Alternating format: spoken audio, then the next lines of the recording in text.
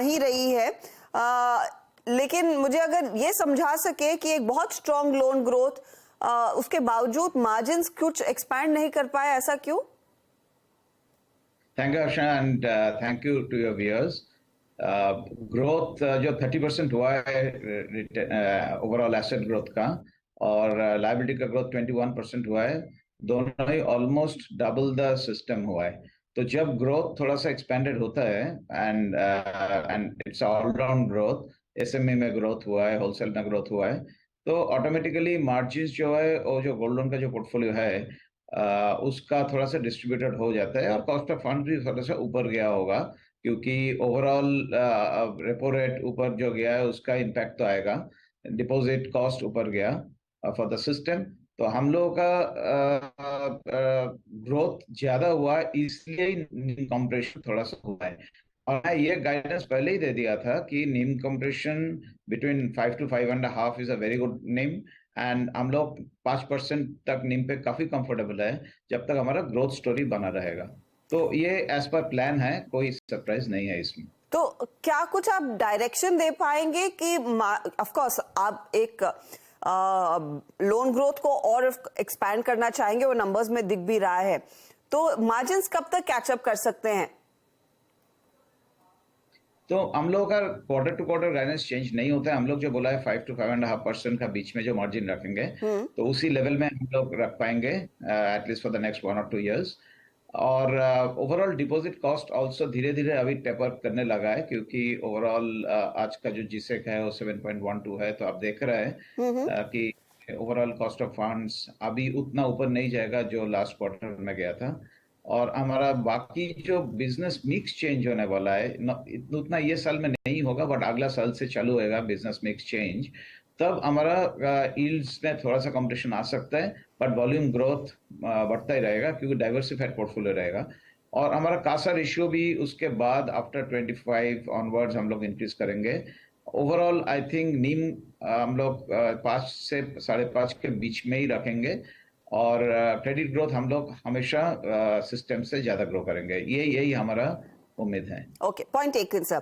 आपने cost of funds की बात की थी, मैं आपके डिपॉजिट्स देख रही थी, उसमें मोमेंटम देखने को मिला है, लेकिन आगे किस तरह का आकलन है?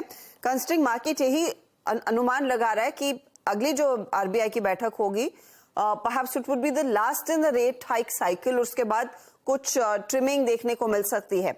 क्या ये मोमेंटम फिर डिपॉजिट ग्रोथ का बरकरार रह पाएगा? उसका कुछ फायदा आप इन द इंटरिम ले पा रहे हैं या नहीं?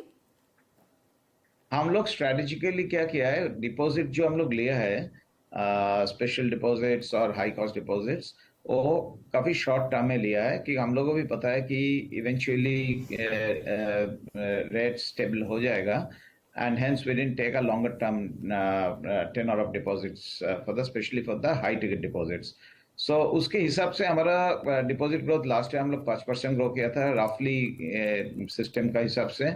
FY23 में हम लोग 21% ग्रो किया था, ऑलमोस्ट 4 times मोर इन डिपॉजिट्स। तो हमारा डिपॉजिट एंड हम लोग 100 ब्रांचेस ऐड किया, इस साल में भी 100 ब्रांचेस के ऊपर करेंगे, और 60 branches will come in north and west. So जो deposit taking kind of locations है, तो ओवरऑल हमारा मोमेंटम बरकरार रहेगा। और deposits finally is a function of how much credit growth we are taking, and given the overall global crisis which is happening in the financial system, हम लोग थोड़ा सा एक्सेस लिक्विडिटी में रहेंगे। हम लोग क्योंकि लिक्विडिटी रिस्क जो होता है, कैपिटल रिस्क हमारा है नहीं, 27% CRAR है, तो between capital risk and liquidity risk which is also our guidance of RBI governor, we are very conscious of that, and हम लोग ये ग्रोथ बढ़कर रहेंगे।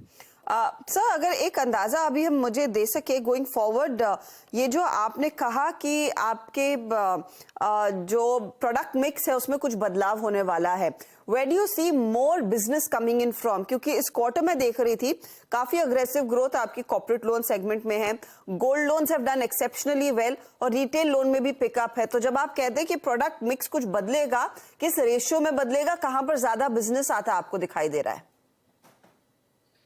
शॉर्ट टर्म में बोलना मुश्किल है, क्योंकि हमारा क्या है, गोल्ड लोन का ग्रोथ चालू रहेगा, उधर से रेवेन्यू आएगा, और वो जो इन्वेस्टमेंट कर रहा है हम लोग उसी से इन्वेस्टमेंट रिटेल एसेट्स में कर रहे हैं। दूसरा क्या है कि आप भी पढ़ा होगा कि overall retail assets growth has been very firm in the industry, especially on the unsecured side. तो हम लोग ये साइकिल में उतना ग्रोथ नहीं करना चाहते हैं रिटेल एसेट में। हम लोग बेसिक फंडामेंटल स्ट्रक्चर बनाना चाहते हैं, systems, processes, distribution, people, products, through the branch, customer acquisition, ये सब on the liability side, ये सब करेंगे तो क्रॉस सेल करके रिटेल एसेट 2025 से ग्रो करेंगे। अभी SME pricing for risk equation थोड़ा अच्छा हो गया सिस्टम में, तो हम लोग एसएमई ग्रो करेंगे और होलसेल जैसा ग्रो हो रहा है ऐसा हो रहा है, ऐसा ही चालू रहेगा। तो ओवरऑल मिक्स बहुत ज्यादा चेंज नहीं होगा 24 FY24 में। रियल चेंज 25 ऑनवर्ड्स चालू होगा जब हमारा रिटेल ग्रो चालू होगा। और FY24 टू FY30 हमारा एंड 30 का गोल ये है कि गोल्ड लोन 20% रहेगा, रिटेल 30% रहेगा, एसएमई 20 और बाकी सब मिला के 30% इंक्लूडिंग होलसेल। ये हमारा एसबीएस सस्टेन बिल्ड स्केल जो हमारा स्ट्रेटेजी है 2030 वही विजन है हमारा, उसी से हिसाब से हम लोग चल रहे हैं। मेरा फाइनल सवाल आपके लिए फिर FY24 के लिए है मिस्टर मंडल। आई अंडरस्टैंड कि आपने एक थोड़ा सा ब्रॉडर विजन रखा है सामने, लेकिन FY24 में औसतन लोन ग्रोथ की क्या अपेक्षा रहेगी? किस रेंज में रह सकती है ये लोन ग्रोथ? इस साल में हम लोग 30% ग्रो किया है, सिस्टम ग्रोथ भी 16% है। तो depending on how the system grows, there are very different kind of views are coming, but मेरा व्यू ये है कि नॉमिनल जीडीपी ग्रोथ जो 10 to 12% प्रेडिक्ट कर रहा है, और उसके हिसाब से system growth will be somewhere between 10 to 14%। तो हम लोग सिस्टम से एटलीस्ट 50 से 100% तो ज्यादा करेंगे, तो 25% पकड़ लीजिए। 25% की लोन ग्रोथ। बहुत बहुत शुक्रिया हमारे लिए समय निकालने के लिए, and wish you all the very best for the new fiscal mister Mandal.